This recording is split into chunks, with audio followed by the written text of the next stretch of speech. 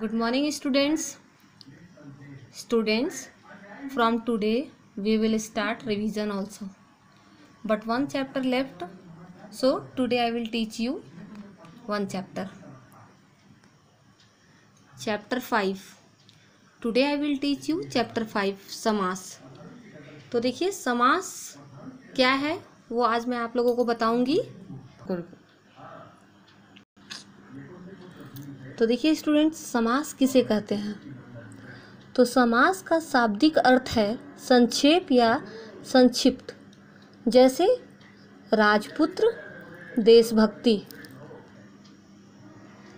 समास की परिभाषा है दो या दो से अधिक शब्दों से मिलकर बने एक नए सार्थक शब्दों को समास कहते हैं. समास के कितने भेद होते हैं? 6 भेद होते हैं. तो देखिए कुछ ट्रिक्स हैं जो उस ट्रिक से आपको बहुत जल्दी ही याद हो जाएगा कि 6 भेद कौन कौन से हैं. तो पहला है, देखिए पहला है तत्पुरुष समास. तो तत्पुरुष समास किसे कहते हैं? जहाँ समास में उत्तर पद प्रधान होता है तथा समस्त पद बनाते समय विभक्ति चिन्ह का लोप हो जाता है, वहाँ तत्पुरुष समास होता है. देखिए तत्पुरुष समास, समस्त पद ये है पूर्व पद, मतलब पहले का पद ये है, उत्तर पद ये है जो बाद में जोड़ा गया है, समास विग्रह ये है. तो समस्त पद में राजपुत्र है, ये समस्त पद मतलब ये पूरा पद है, पूर्व पद. पहले का पद क्या है? राज है, तो यहाँ राजा हो गया है. उत्तर पद क्या है? पुत्र, राजा पुत्र. तो उसका समास विग्रह क्या होगा? राजा का पुत्र. ये राजपुत्र से आपको क्या समझ में आ रहा है कि वो राजा का पुत्र है. घुड़सवार, तो उसी तरह से है. पूर्व पद क्या है? घोड़ा है, उत्तर पद है सवार, और समास का जब विग्रह करेंगे हम लोग तो घोड़े पर सवार. घुड़सवार अगर कहेंगे तो आप लोग ऐसा तो नहीं समझेंगे कि हाथी पे बैठा है, ये गधे पे बैठा है. आप लोग समझ जाएंगे ना कि घुड़सवार का मतलब घोड़े पे बैठा है. देखिए पिक्चर में भी दिख रहा है आपको, देखिए पिक्चर देखिए, ठीक है. उसी तरह से है गुणहीन. ऐसे ही सारे उदाहरण दिए गए हैं, इसको आप लोग रीड करोगे अच्छे से. दूसरा है द्वंद्व समास. तो द्वंद्व समास किसे कहते हैं? जिस समास के दोनों पद प्रधान हों और दोनों के बीच में योजक चिन्ह और या आए तो द्वंद्व समास कहलाते हैं. ठीक है. तो देखिए क्या है, ट्रिक क्या है, ये रहा योजक चिन्ह और या, ये तीनों में से जो आएंगे उसको देखोगे कि उसे द्वंद्व समास कहते हैं. तो उदाहरण के लिए दिन और रात के बीच में क्या दिया हुआ है? कुछ चिन्ह दिया हुआ है यहाँ पे, है ना. माता और पिता में भी चिन्ह दिया हुआ है ना. ये कौन सा चिन्ह है? योजक चिन्ह है, आगे पीछे. ठीक है. उसी तरह से है घास फूस, नर नारी, दाल भात, मटर या मीठा, खट्टा या मीठा. ठीक है.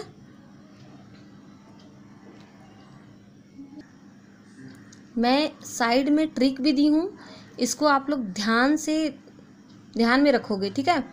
तो अगर ये ट्रिक याद रहेगा आपको तो इससे आपको जल्दी ही याद हो जाएगा, है ना. तो देखिए द्वंद्व समास का एक और पहचान होता है कि ये विपरीत भी होते हैं. जैसे दिन का रात होता है, माता का पिता, आगे का पीछे होता है ना. तो ये भी एक ट्रिक है पहचान करने की. तो मैं आप लोगों को ट्रिक में बताई थी ना कि और का भी यूज होता है, योजक चिन्ह का भी यूज होता है और या का भी यूज होता है. तो देखिए यहाँ भाई और बहन दिया गया है ना, भाई और बहन. तो 3 जो ट्रिक साइड में दिया उसको बहुत ध्यान से देखेंगे और मन में बिठा लेंगे आप लोग. ठीक है. तो हो गया, ये उदाहरण दिया गया ना, खट्टा मीठा, भाई बहन, रात दिन, योजक चिन्ह लगा हुआ है तीनों में ना. तो इसमें भाई और बहन भी लिख सकते हैं हम लोग. ठीक ना. तो उपयुक्त समस्त पदों में पूर्व पद और उत्तर पद दोनों ही प्रधान है, मतलब ये भी प्रधान है और खट्टा भी प्रधान है और मीठा भी प्रधान है. ठीक ना. जैसे कि उसमें हम लोग पढ़े तत्पुरुष समास में फर्स्ट वाला जो पद होता है वो समस्त पद कहते हैं उसको, जो राजपुत्र हो गया. पूर्व पद क्या था? राजा और उत्तर पद क्या था, पुत्र था।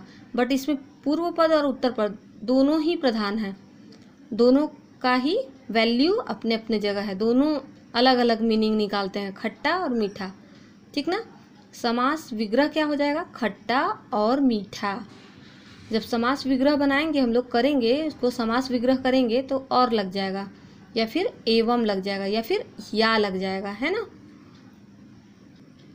देखिए स्टूडेंट्स, तीसरा है द्विगु समास।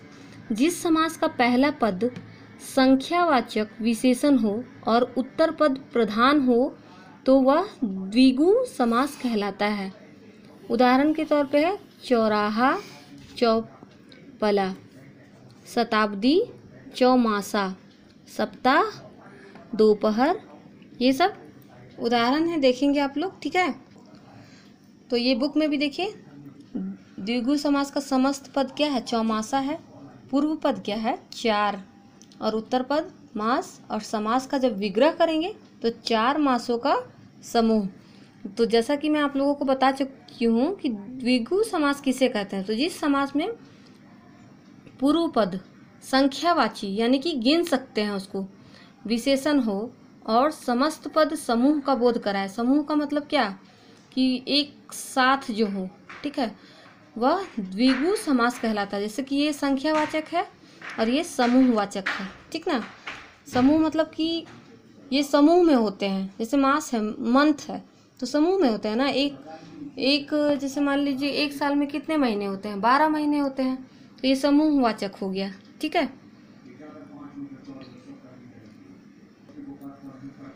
वैसे ही त्रिनेत्र देखिए, ये समस्त पद है और पूर्व पद क्या था, तीन, त्रि का मतलब तीन होता है, और उत्तर पद क्या है, नेत्र। और जब समास का विग्रह करेंगे तो तीन नेत्रों का समाहार, ठीक है। उसी तरह से नवरत्न है, तो नौ को अलग किया गया, वो पूर्व पद है, और उत्तर पद क्या है, रत्न, ठीक है। और समास का विग्रह जब करेंगे तो नौ रत्नों का समूह। तो उपर्युक्त समस्त पदों में हमने देखा कि पूर्व पद संख्यावाची विशेषण है और समस्त पद समूह का बोध करा रहा है। देखिए नेक्स्ट है कर्णधार समास। तो जिस समास का उत्तर पद प्रधान हो और उत्तर पद में विशेषण और विशेष्य अथवा उपमेय, और देखिए जिस समास में पूर्व पद और उत्तर पद में विशेषण विशेष्य का संबंध हो वह कर्मधारय समास कहलाता है। तो देखिए उदाहरण दिया हुआ है ना, देखिए मृग नयन, तो पूर्व पद क्या है, मृग, और उत्तर पद नयन है। मृग समास विग्रह जब करेंगे, मृग के समास नयन, मतलब हिरण के समान आँख।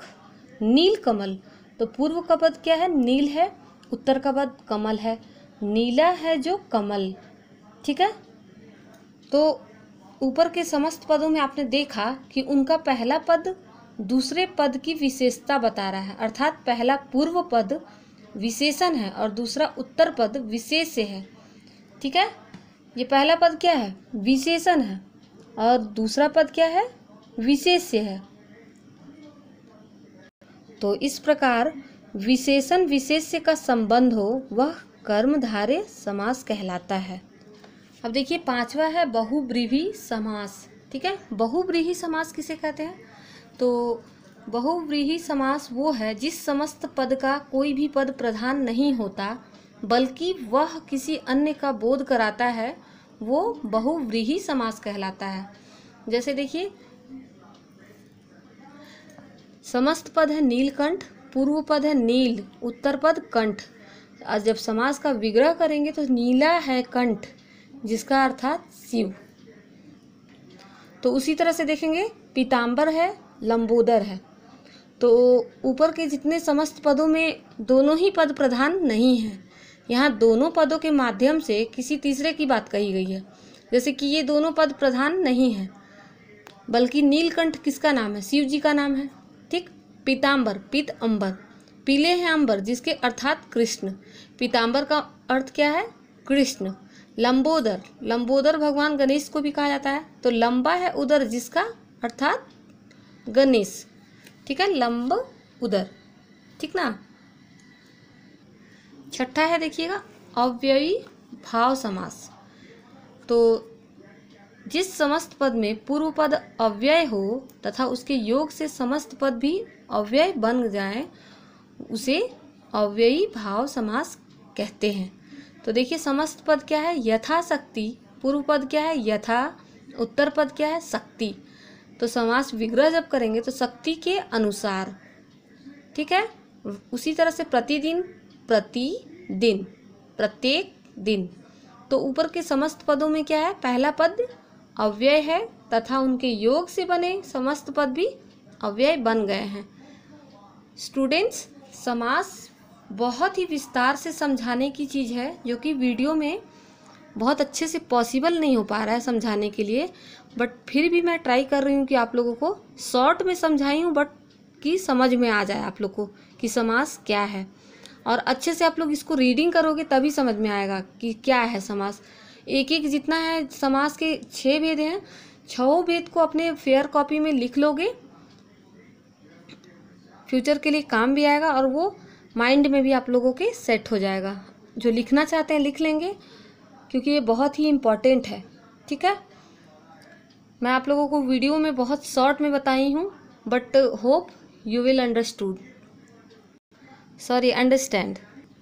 So students, please read chapter properly, and I will give revision and exercise work in your WhatsApp group. Till that, thank you.